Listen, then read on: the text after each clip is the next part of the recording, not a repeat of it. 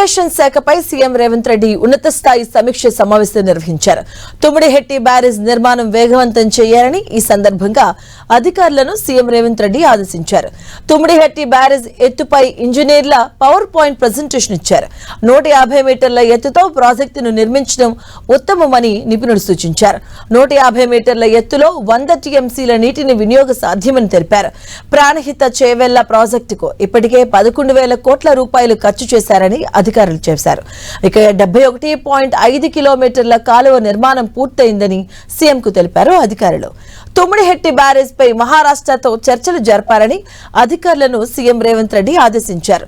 150 మీటర్ల ఎత్తుతో ప్రాజెక్టును నిర్మిస్తే మహారాష్ట్రలో ముంపు ప్రభావం తక్కువన్న సీఎం రేవంత్ రెడ్డి అవసరమైతే ముంపు పరిహారం చెల్లించేందుకు ప్రభుత్వం సిద్ధమని చెప్పారు.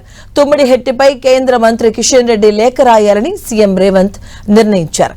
ఇక మహారాష్ట్ర ప్రభుత్వాన్ని ఒప్పించేందుకు కేంద్ర సహకారం కోరారు సీఎం.